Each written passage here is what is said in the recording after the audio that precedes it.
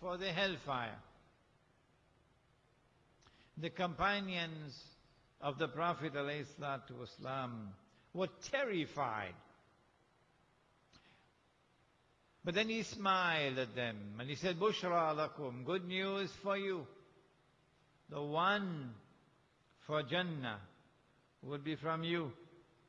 Meaning, someone who truly follows the Prophet alayhi salatu wasalam.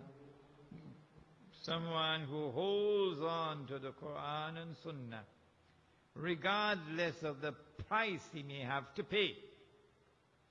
That one is for heaven.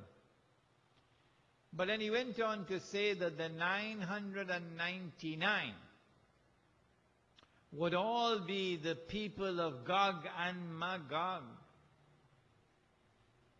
Oh, that means that the subject of Gog and Magog is an awesomely important subject. How many people bother to teach this subject? How many times have you ever heard anyone talking about Gog and Magog? None. I have lived my entire life studying Islam. No one ever spoke on the subject of Gog and Magog to me. None. No teacher, no school, no institution, no Maulana, none. Now that's strange. Because if 999 are going to be the people of Gog and Magog, what it implies is that one people, namely Gog and Magog, one people are going to succeed in getting all of mankind, illa masha'Allah, all of mankind to follow them instead of Muhammad alayhi salatu wasalam, to imitate them, to become carbon copies of them. So even while a man says he's a Muslim, and now one says he's a Hindu, and now one says he's a Christian, and now one says he's a Jew, in fact, they're only holding on to their rice husk when they say they're Muslim or Hindu or Christian or Jew. They have effectively joined the Jamaat. That is the global society, the universal society of a people called Gog and Magog. So this must be an awesomely important subject. And yet strangely, suspiciously, no one ever teaches it. Where are we today? On this 12th of Rabiul Awwal. Where are we today? In the Muslim world. Do we still follow the Prophet alayhi salatu wasalam, or have we abandoned him? This is the subject of our lecture tonight.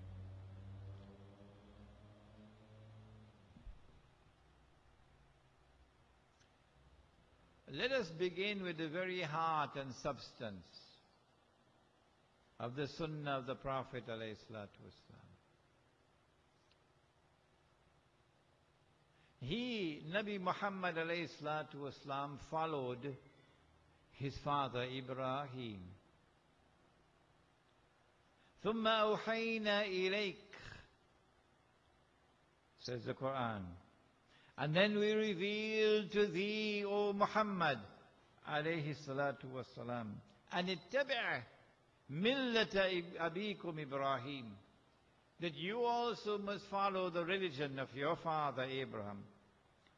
وَمَا كَانَ مِنَ الْمُشْرِكِينَ, and there is no shirk in that religion. And so the first sunnah of Nabi Muhammad alayhi salatu wasalam is to avoid shirk. This is the foundation of the sunnah of Nabi Muhammad alayhi salatu wasalam, to avoid shirk. But he warned before he died. He warned that the time will come when we will be attacked by shirk. And it will be very difficult for us to recognize the shirk. Shirk is not only to worship other than Allah, to worship 2 and 3 and 4 gods. Shirk is not only to worship gods and goddesses. Shirk is not only to worship idols. Shirk is also to play God. Like he played Mass, he played God. And the one playing Satan. Shirk is also to attempt to take over from Allah. And assume for yourself the functions of Allah.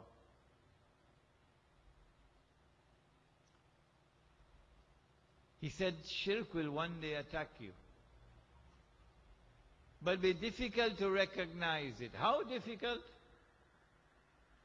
As difficult as it would be to recognize a black ant on a black stone on a dark night.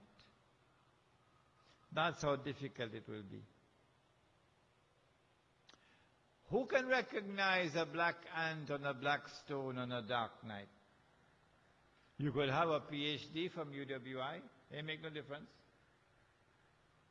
The only one who can recognize a black ant on a black stone on a dark night is the one who have light to see. But this light doesn't come from a torchlight. This light comes from Allah. It's called Noor. And only if Allah gives Noor to you, only then will you be able to see. Otherwise, you have eyes but you can't see. You have ears but you can't hear. You have hearts but you don't understand. You're just like cattle, says the Quran. Are we living today in a world in which we are enveloped by shirk all around? In which we have been embraced by shirk everywhere? And we are in shirk and yet singing qasida in praise of the Prophet ﷺ. That's the question I ask. Well, let us begin with salat. You cannot perform salat without saying Allahu Akbar every time you move. Every time you move, you have to say Allahu Akbar. Huh?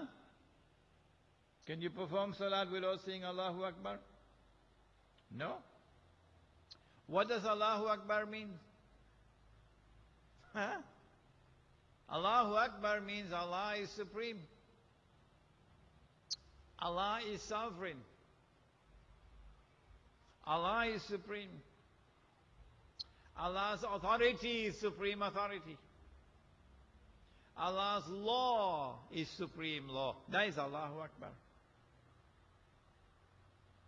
If you recognize someone else as sovereign, other than Allah, that is shirk. If you recognize someone else's authority as supreme over Allah's authority, that is shirk. If you recognize someone's law as supreme law over Allah's law, that is shirk. Anyone is free to challenge me at any time, stop me and challenge me. Yes, because this lecture is being delivered for generations to come. So challenge me if I'm wrong. And so we established Allah's sovereignty as Muslims. Whenever we took control of a land, we made Allah Akbar in that land, that Allah was recognized as Akbar in that land, wherever we took control of territory. And so Allah was sovereign in that land. And Allah's authority was supreme in that land. And Allah's law was the supreme law in that land. And that land was called Darul Islam. And we appointed a leader who was called a Khalifa. In English, Caliph.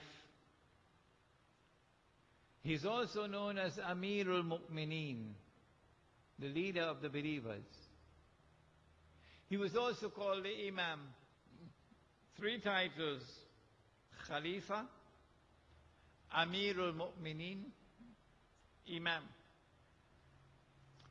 And that state was called the Khilafah. And in that model of a state, Allah's sovereignty was recognized. Allah's supreme authority was recognized. Allah's law was recognized as supreme law. And Allah's law was enforced. Is Allah recognized as Al-Akbar anywhere on the earth today? No. Not even 1 square inch of Allah's earth today recognizes Allah as Al-Akbar. Not even 1 square inch. Does anyone lose any sleep over that?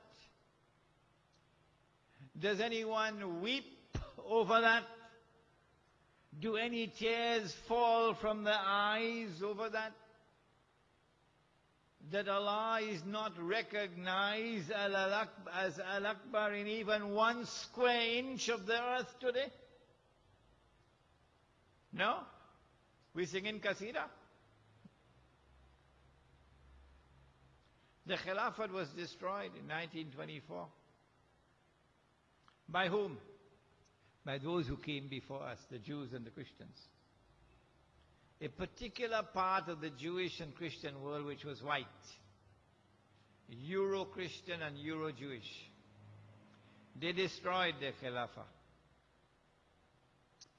And if you want to read the story of how the Khilafah was destroyed, I have written the history. It is downstairs in my book.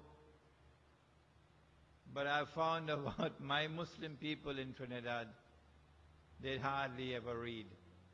I travel around the world, and I find Muslims around the world thirsty for knowledge, hungry to read, pursuing me wherever I go for knowledge.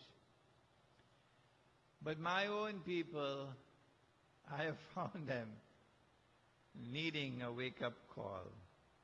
We don't know how to get them to read. We have 4 books for you downstairs today. 4, which are free of charge. If you already have it, don't take another copy. But if you have not had a copy, go downstairs and get one out of it. 4 books which are free of charge for you to read tonight.